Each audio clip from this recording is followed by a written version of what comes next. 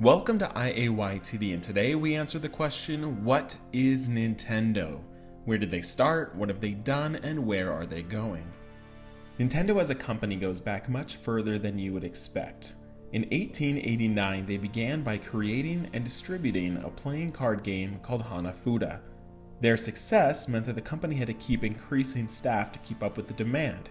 This success lasted through the early 1900s, and in 1963, Nintendo began to venture into other areas of business, including a taxi company, hotel chains, and a food company. However, all of these ventures failed eventually, and even playing card sales began to plummet. Nintendo started looking at games and toys, mostly electronics.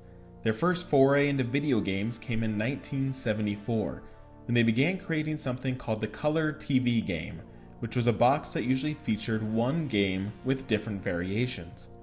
In 1979, Nintendo launched the first handheld video game, called Game & Watch, which was a handheld machine that featured one individual game.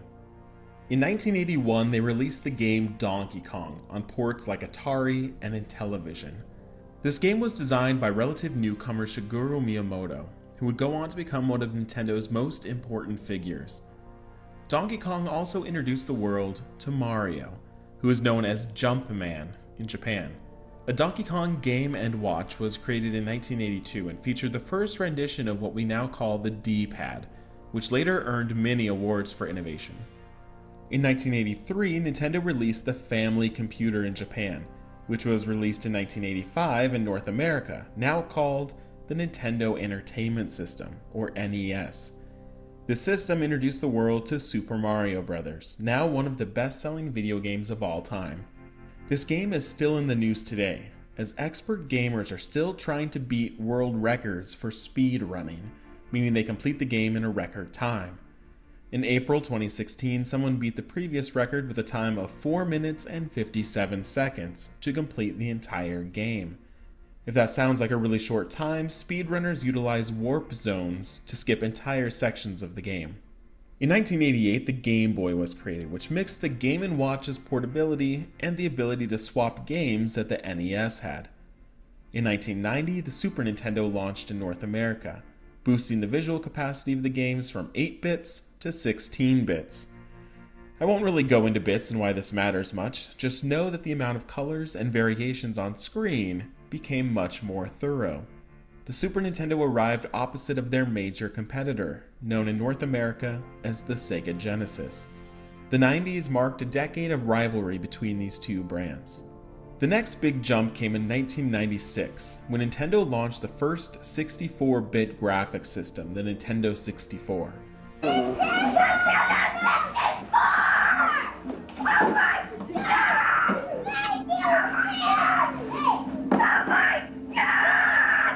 While other systems were beginning to use CDs to hold games, the N64 still used cartridges, but managed to keep up with, if not even surpass, its competitors.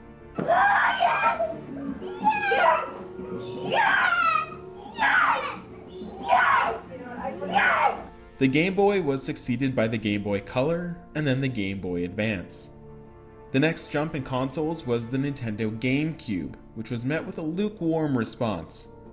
Both the Nintendo 64 and Gamecube resulted in financial losses. In 2004, the Nintendo DS was released, which was a handheld device which featured touchscreen capabilities. This was a huge innovation, but nothing compared to the Nintendo Wii in 2006. The Wii introduced a whole new style of controller with the Wii Remote, and created new ways of playing games, especially fitness and sports games. It sold more than 100 million units, and finally overcame its competition in the PS3 and the Xbox 360. It also financially made up for the losses of the N64 and the GameCube. A follow-up to the Wii was released in 2012, called the Wii U. The name was confusing as the mainstream thought that this was a new version of the Wii, not an entirely new console. This led to not very great numbers, sitting now around 13 million units. To put that in perspective, its competitors in this generation are the PlayStation 4 at about 40 million units and Xbox One at around 20 million units. The low number seemingly led to Nintendo giving up on the unit, releasing very few exclusives and even games in general. A bright light did appear though as their new handheld, the 3DS, caught on quickly, having now sold around 50 million units.